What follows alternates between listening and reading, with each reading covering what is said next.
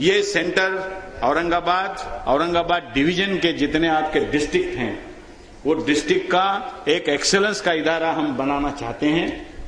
और उसके लिए अल्लाह के फजलो करम से आपके पास अच्छी जमीन है, और वो जमीन आने वाले दिनों में गर्ल्स हॉस्टल्स, बॉयज हॉस्टल्स और जूनियर कॉलेज साइंस का, इंग्लिश मीडियम का सबसे पहला प्रोजेक्ट हम आपके पास एग्जीक्यूट करना चाहते हैं कि जो स्कॉलर बैच हम पूना में चला रहे हैं, वो स्कॉलर बैच की रिप्लिका हम पहले यहां पे लाना चाहते हैं। और आप जानते हैं कि एसएससी के अंदर अभी आपने इतने बच्चों के नाम लिए, यही बच्चों को 2 साल के बाद आप देखिए 12th में क्या होता है। एसएससी का 1400 बच्चे पूरे महाराष्ट्र में मुस्लिम एसएससी में 85% के ऊपर मार्क लेते हैं। कितने बच्चे? 1400 स्टूडेंट्स, और 12th में आकर सिर्फ 200 बचते हैं। इसका मतलब क्या हुआ कि 1200 टैलेंटेड बच्चों का टैलेंट कहां ना कहां रास्ते में खो गया। तो ये क्यों खो गया, इसका हम लोगों को जायजा लेना पड़ेगा। और जब तक हम ये जायजा नहीं लेंगे, तब तक हम इस बीमारी को एड्रेस नहीं कर पाएंगे।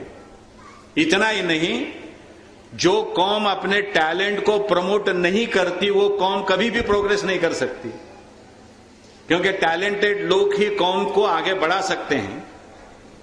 हमारा ये स्टडी है, हमारे पास इसके सबूत हैं कि ब्राह्मण हो, मराठा हो, क्षत्रिय हो, वैश्य हो, शूद्र हो, हर जात में, हर मजहब में, फिर वो सिंधी हो, पंजाबी हो, सिख हो, क्रिश्चियन हो, सभी कौमों के अंदर ब्रिलियंट बच्चों का परसेंटेज 15% होता है।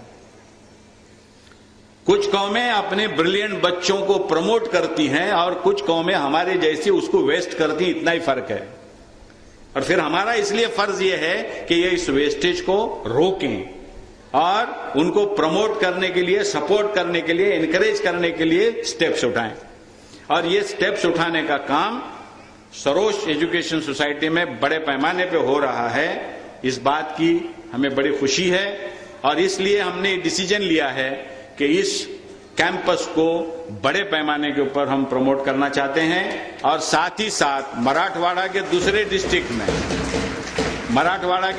डिस्ट्रिक्ट प्लेस में भी अगर अच्छे इदारे के लोग आगे बढ़ते हैं, उनको भी हम अंग्रेजी मीडियम की स्कूल की बेहतरीन इमारत बनाकर हम देना चाहते हैं। हमारा इन्वॉल्वमेंट सिर्फ गाइडेंस का होगा, हमारा इन्वॉल्वमेंट सिर्फ आप लोगों को कैसा प्रमोट करना इसके लिए होगा, क्योंकि हमारा ये अकीदा है कि बॉम्बे के लोग आकर औरंगाबाद में काम करें, बॉम्बे के लोग आकर नागपुर में काम करें, पूना के लोग आकर औरंगाबाद में काम करें, ये अननेचुरल है, ये नेचुरल नहीं है। यहाँ के लोग काम करें और बाहर के लोग आकर उनको सपोर्ट करें, ये नेचुरल है। और जहां पे नेचुरल एक्शन होती है, वहां पे रिजल्ट जल्दी आते हैं। तो ये चीज आपको हम इसलिए बता रहे हैं कि मदद आएगी। हर मुस्लिम के खून में ये घुट्टी पिलाई गई है कि चैरिटी की।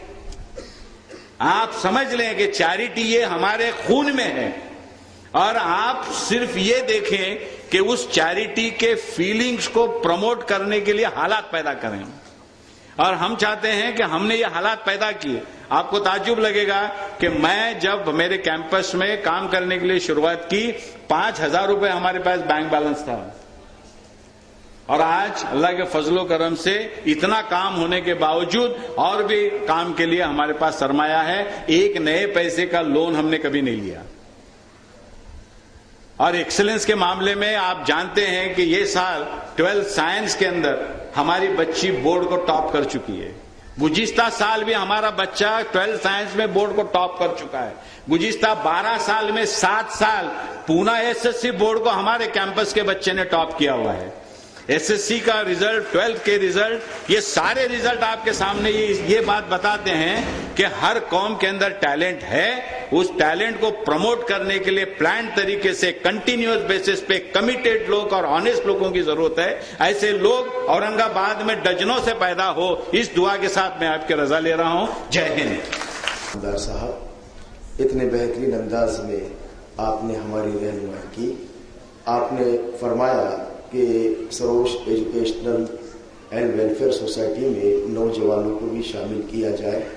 तो मैं आपसे ये कहना चाहता हूँ कि इस सोसाइटी के सदर जनाब मोहम्मद ख्वाजा मोइनुद्दीन ही इस वक्त पीरी की उम्र को पहुँच रहे हैं। बकिया जितने भी मेंबर्स हैं अल्हम्दुलिल्लाह सब नौजवान हैं और औरतें ख़वातीन भी इस ट्रस्ट में ज़रूर हैं, लेकिन जैसा आपने फरमाया कि एजुकेशन में और बच्चों की तरबियत में उनका हिस्सा होना चाहिए, इंस्टीट्यूट्स को उन्होंने देखना चाहिए। तो इंशाअल्लाह आपकी ये बात हमारे सर आँखों पर, आइंदा जब यहाँ आप तशरीफ़ लाएंगे तो ये कमी भी आपको पूरी हो गई है ऐसा महसूस होगा।